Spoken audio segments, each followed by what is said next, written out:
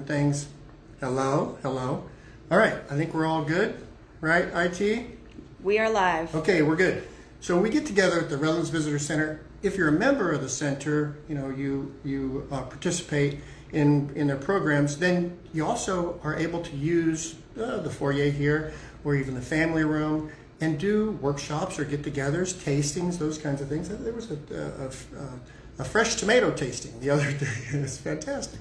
But we're at the Redlands Visitor Center. I'm Dave O'Hara, broker of Diamond Realty Loan. I've been in the business for 24 years, and we get together with thoughts of people that have direct messaged or emailed me, or clients that we've closed and or still searching for their property or selling their property or doing their loan. Their comments is what bring these topics to light. And so this was brought up a couple of weeks ago, and thinking about updating your home, but not sure it's worth the cost. Well, as we all know, there's a lot of different improvements a person can make to their house, and there's a lot of ideas and aspects that you got to take into consideration.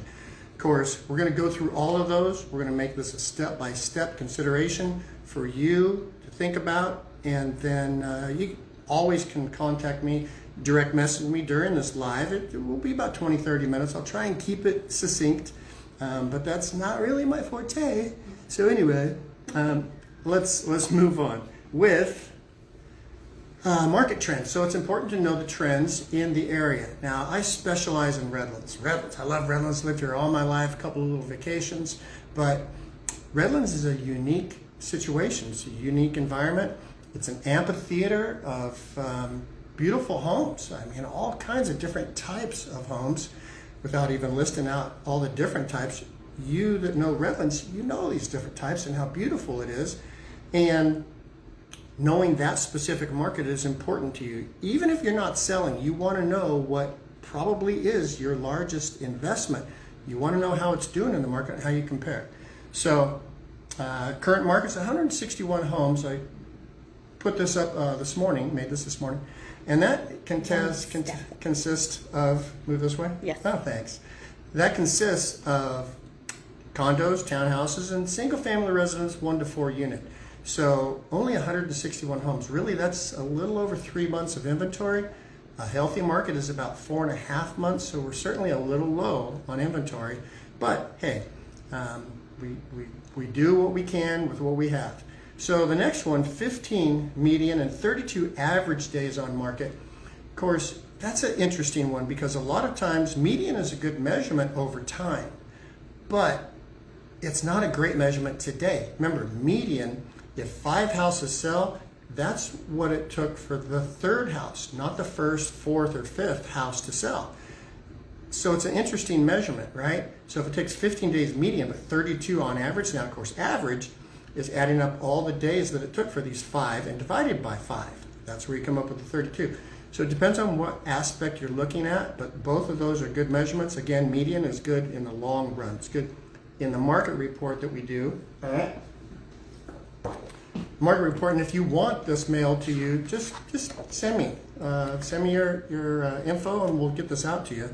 It comes out first part of every month, and it's cram-packed with fantastic information just to keep up on the market. But generally in there, I talk about median because I'm comparing year over year, July 25 to July 2024. So next, 98.5% closing price. That means that for the homes that were listed for $100,000, generally they closed at 98.5 or $98,500, which is 98.5%. Now, that was the current mark of this morning. A couple of days ago, we were actually at 100%, meaning the houses that listed for $100,000 sold for $100,000. $500,000, $500,000.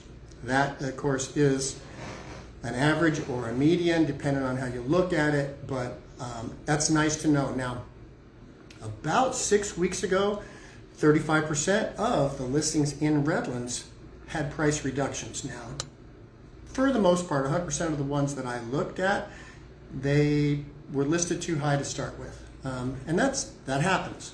But 35% of the market in Redlands being a price reduction, that's unusual. So we're getting back into a nice run where we're right about 100%, 98.5 is really good.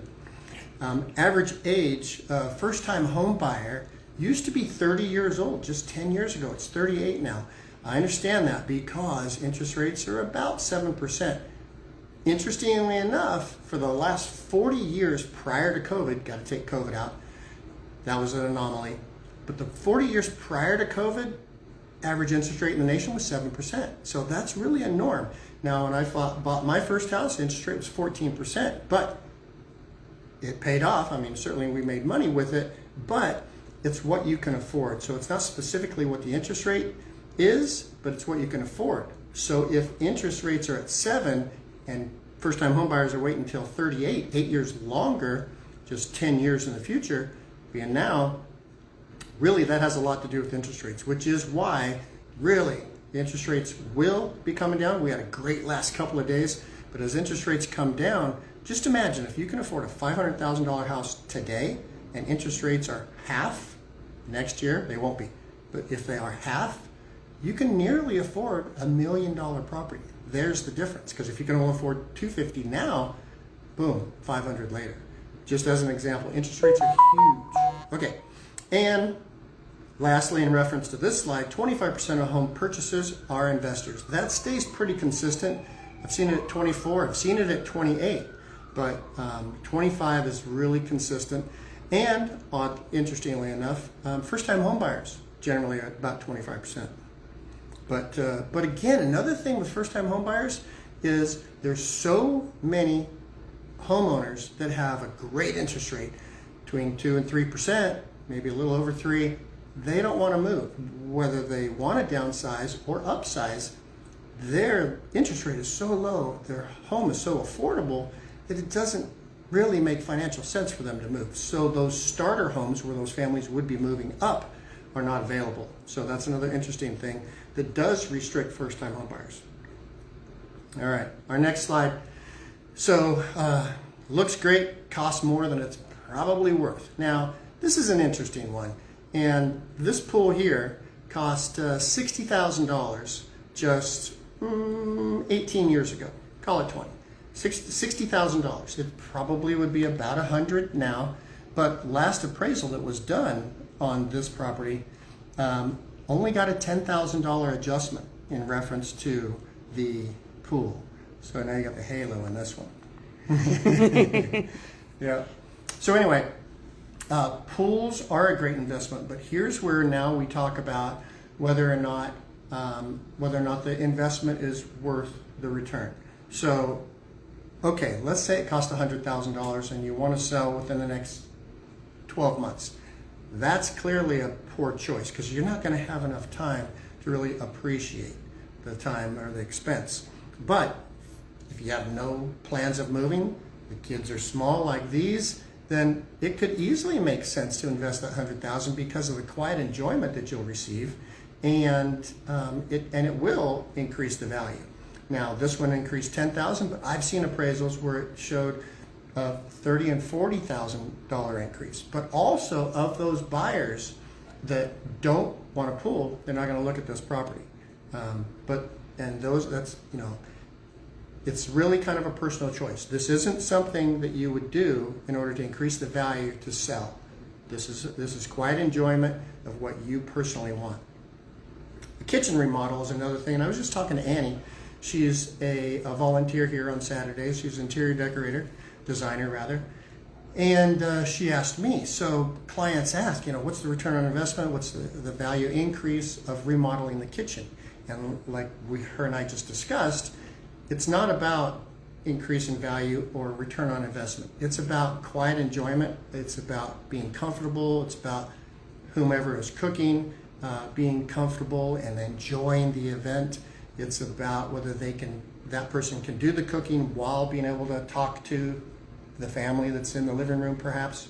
So that's more, these items are more for long-term enjoyment, but when you look at these, you don't look at high-end investment remodels. You don't look at those as, I'm going to get my money back next year.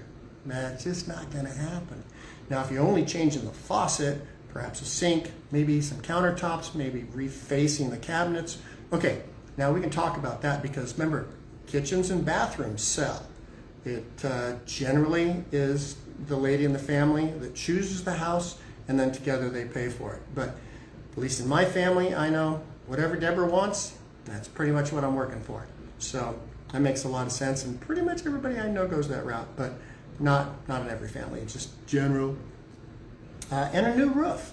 So now, here's where we talk about, okay, the roof's 40 years old, it's got a couple little leaks, fascia's needing some.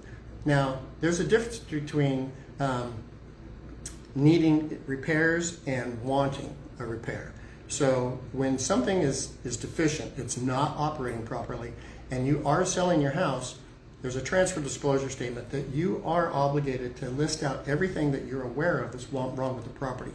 Now, I'm not saying you would want to re-roof the property and maybe you don't have the money, but you still are going to want to answer that transfer disclosure statement correctly. A, B, you can already put in for a roofing allowance in reference to the purchase. So that puts it all up front. When they do the home inspection, they already know, hey, roof's damaged, needs some work. Maybe we can get by with it. Maybe we can do a few patches, still take the roofing allowance. Maybe we'll just re-roof the whole thing. But that's up to them to decide, and you're not irresponsibly holding back that information. But certainly a roof is important because you have to protect one of your largest investments. And it just seems to me having rain come through the kitchen, probably a poor choice. So, all right. Better choices, but still there are maybe over here on moderate return improvements. No, bathroom remodels can be expensive, but don't have to be. Now, so you consider a bathroom, whether you're knocking down a wall, whether you're removing a built-in tub, maybe there's a what are those metal tubs? You know, the cast iron type ones that are glazed. You know, you can get those surfaces reglazed. So there's things that you can do. You can change out mirrors and faucets and these kinds of things in order to really keep the expenses down, get a good boost in curb appeal or visual effect, you know, kind of a thing, without remodeling the entire thing. Carpet replacement is another one that's interesting to talk about. Now, I certainly have had properties that we've sold for clients that the carpet was wavy, bubbly, even pet mess. This wasn't it was not gonna work. So we could have replaced the carpet, but in these cases, we just remove the carpet. But we've got to remember, health, safety, and moisture are the three biggest things that kill a loan. So when your buyers are going for the loan and the home inspection appraisal is done and they report back that it has bare concrete floors, that's okay, but you got to remove the tack strip. If you don't remove the tack strip, that's a hazard. You know, person could trip on it, baby could put a hand on it. Just imagine, it's terrible. So there are things like that, and then like we talked about with the roof allowance, you can do a carpet allowance. I've certainly been in houses with buyers that have had brand new carpet. It smelled fantastic, and their buyer says, "Oh, that's a terrible. Oh, why is it so tall?" Or what? And I understand everybody has their own preferences, so it's totally up to you. But probably an allowance is better. But if you're going to stay on the property and you love tall carpet with really, really, really fat pad because you want it soft because you like to wrestle, okay, fantastic. Let's do that because that's for you. But that's, again, going back to what's the goal? Is the goal to sell the property quick? Is it to make a good return on my investment because I am going to sell within the next 12 months? Or am I going to enjoy it and it doesn't really matter because this is what I want? That's very important. Very important. Doors. So a lot of houses have hollow core doors. I've certainly seen some properties that have really drastically improved by having solid wood doors, whether they're 2-panel, 3-panel, 4-panel. You know, they make some fantastic solid doors. The prices range. Of course, hollow core is the least expensive, and then your nice decorative solid doors are more expensive, but that brings a better feel to the property. You know, tract houses generally are going to have your hollow core doors, and you know what they are. They're very light and they don't very easy to replace. Generally, you would have maybe you're handy enough to do the replacement, but if you were to have a contractor do it, often if they're doing a bunch of them, it's about $150 per door, labor, and then plus the door. They sell them at Home Depot and Lowe's for fairly inexpensive, but replacing the entire casing and door is generally the fastest, easiest, and you know, putting all that together is the least expensive. But doors are something that a lot of people don't think of unless it's busted in half. You know, the teenager got irritated and threw the golf ball through it or something. You never know. But doors are one of those things that you can weigh out whether or not you're going to stay there long enough to really put the effort into solid core doors. All right, affordable changes with strong impact. Now these, they're not the top on my list, but these are good. These are good return improvements. So fresh interior, exterior paint. So in reference to exterior, you know what I see so much is the stucco doesn't look too bad. Most of the houses in Redlands have stucco, not all of them. Certainly some wood and other materials. Rarely vinyl. Used to see that a bunch somewhere else. But fascia board. So fascia board that's that wood that's at the edge of the roof, right? The fascia. That's very important, and I often see that just painted over, that it had cracks and peeling, chipped. You cannot have chipped or peeling paint. That's bad.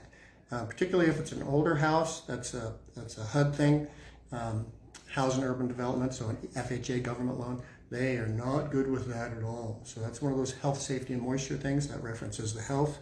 And so you want to make sure they do the fascia, or you do the fascia correctly. Whether you're going to sandblast it or chip it with a putty knife, something. But you got to get that nice and smooth. And then if there is some places that whatever the cracks or something, and you're not going to replace it, then you at least want to patch over it. You know, so that when you do paint it, it looks good. Fascia, to me, is kind of one of those giveaways of deferred maintenance that's rarely kept up on and needs to be. So fascia in reference to paint, I'm a big fan. But when we talk about paint inside or out, we need it to be mellow. You can't paint the wall purple. I mean, you can, but it's probably a poor choice because you're the only one that wants it. You can't paint it black. I had a house that had a black wall, had a black bedroom. The kid liked it, but nobody else would have. And it took a lot of paint, a lot of kilts to cover that up. So in painting, keep colors neutral, comfortable, warm. Remember, if you're selling your house, there's kind of a different MO. If you're going to keep it and you want black walls, maybe even polka dot, I'm great with it. But just know what the game plan is for the next several years that you think you're going to have this improvement through its life. And lastly, basic landscaping and plants, not to mention new sod and grass. So curb appeal is huge. When a client, a person pulls up or just drives by, if they see a real estate sign out there and they drive by and they, that's a nice property. Well, you know, you can imagine dirt with weeds and tripping cobblestones to get to the front door as opposed to a nice, lush, brand new lawn. You know, sod is not terribly expensive, and replacing those stones so that they're nice and level isn't bad either. So, you know, nice curb appeal, some nice landscaping, maybe a few plants, and it's okay almost staging, it's okay to put something in there that's not going to live forever. I mean, there's a lot of libraries and other places, schools that I've gone to, public buildings that have their landscaping that they redo it every 6 months with different types of plants. So just a thought, but again, that goes into your preferences and how long you're going to be there. Next, and we're getting there. Okay, next, the gold standard of return on investment. For me, I call this the 3 Ds. So you got deep cleaning, declutter, and depersonalize. Now these, I can't overestimate these enough. Even if you're going to live in the house for the next 20 years, no chance of moving, it's so nice to walk into a nice, clean, decluttered house. And when I mean clean, I mean deep clean. It's okay to hire a company to do this. It's okay to do it yourself if you want to, run the task, do the chore. But this is by far the biggest. When I talk to listing clients, this is the thing that I always recommend. Remember, this costs very little, particularly if you're doing it yourself. You don't have to do it all in one day or 1 week. You can take time. Depends on when it is you want to really start having people come to see your property. So this is by far the gold standard of return on investment. And for me, even if you're never going to move, this is a must.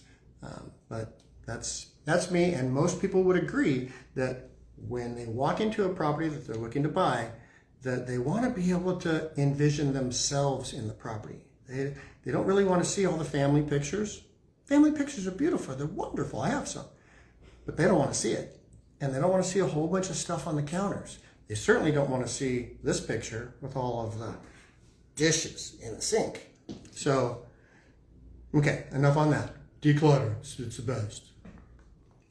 Now, it's important to not just know the market, but know your specific home. You can always go to our website, Diamond Realty and Loan. There is a section on there to search homes.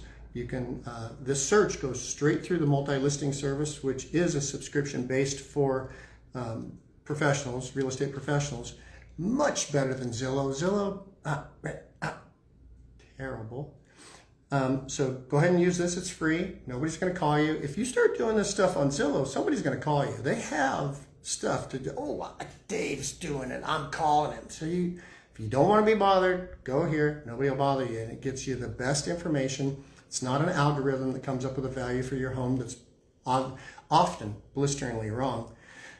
So you can always get information here. One of the things about getting the information is you can then add your mortgage balance in with the expected repair costs, see what the total is to see if that's really something you want to do if you're interested in selling, and these kinds of things. Remember to base in, because you might be considering selling your house within the next 12 months, but you might be 24, 36 months out. So I would build in a 4% appreciation rate. That's very consistent, and then going back for 40 years prior to COVID, that's what it was, 4.2% appreciation. So it's important to know that and important to build that in. Okay. Lastly, you may not be the type that really wants to do this type of work. I understand. It's a lot of work, depending on what you're going to do, and you need the tools. Yeah, I understand. We have a referral list that is extensive, whether it's a contractor, lawn care, termite, anybody. Doug Wolf, he's a private plane instructor. He'll teach you how to fly a plane, and he's the most casual, calm guy. He flies corporate. He's on our list because somebody asked. I need a flight instructor. Do I go to? No. Call Doug. He'll take care of you. So if you're looking for something, let me know. My family has either used these services personally, or one of our other relatives in the city, or I've chatted with them and I've gotten 3 referrals. I've talked to each of those referrals. If I didn't get a good feel and a good report out of each of the referrals, they didn't go on my list. Now, surely there's a few that I'm missing, and if you know of somebody that I should have on my list, regardless of what service, because I have 3 of every service, minimum, please direct message me, email me. My info will be at the end here, but feel free to let me know, because that's certainly a service that we like to make sure and keep available for everybody. Okay, so lastly, was there something? We have a few questions. Great. Let's hear some questions. Okay, so what is your thought on synthetic turf? Synthetic turf. Well, actually, so we have a lake house because I love water skiing, and I bought some used football turf, synthetic turf, right? And it's wonderful. I never have to mow it. I blow it with the blower. It's fantastic. However, there's different kinds and quality of synthetic turf. Now, Randy Halliday, top of the country club, he had the good stuff. You could walk on that in the middle of the summer and it didn't burn your feet. It was wonderful. It looked perfect. But that was Randy. he spent a lot more money than I did with the old football turf. But mine's at the lake house and his is at his house just off the golf course. So I think it's fantastic.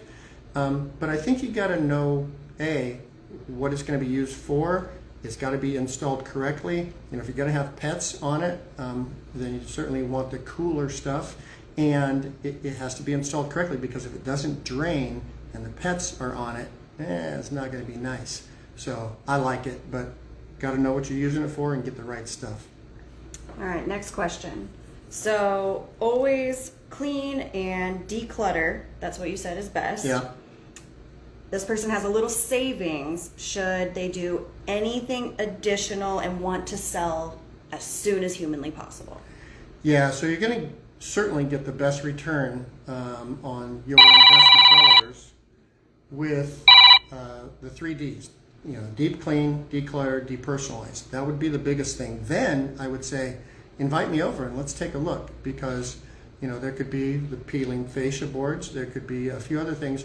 There's a lot of other home inspection type items that I'd love to go over with you, perhaps on a different get together. We will, because you do need a tub underneath a hot water heater, and it does have to be vented correctly, and it has to be strapped twice. And there's lots of these little things that has to happen besides smoke detector, and CO2. And there's a specific places where these items have to be located and placed in the house, depending on if it's single family, detached or attached garage.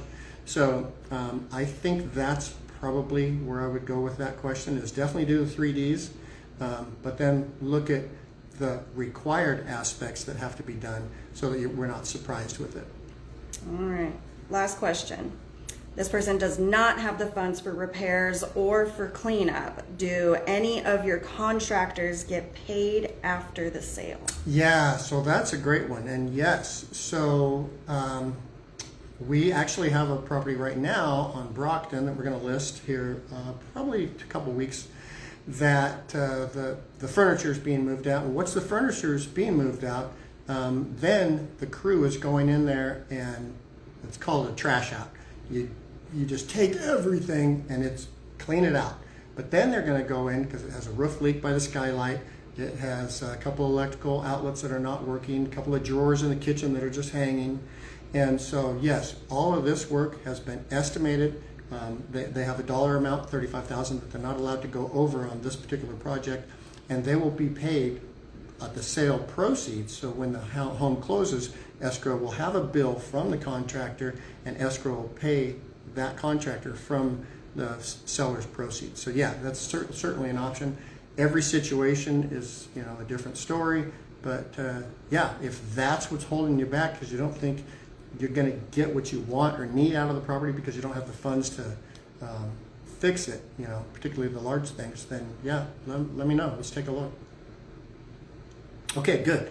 Any other questions, feel free to send them in. If you're watching this after this live at any time, email me. My email is right there, david@aboutredlands.com. Been in the industry for 24 years. I love it. It's so much fun to help people into a home, out of a home, into a new one, do a mortgage, save them money. Oh my gosh, it's so much fun.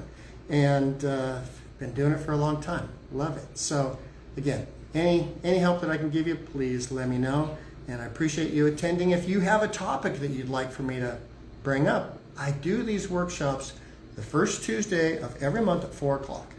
Often I do them here in the visitor center. Maybe we'll do it in the park, maybe at the lake. That'd be fun. But I love doing them. I need more recommendations, suggestions. And usually when I get 3 or 4, maybe 5 on the same topic, then that's what I do. I put it together and that's my next one. Also, if you do want market report, let me know. I send out a bunch of them every month, and it's all factual data, no opinion, not like the news. So, all right, thanks for attending. Have a great night.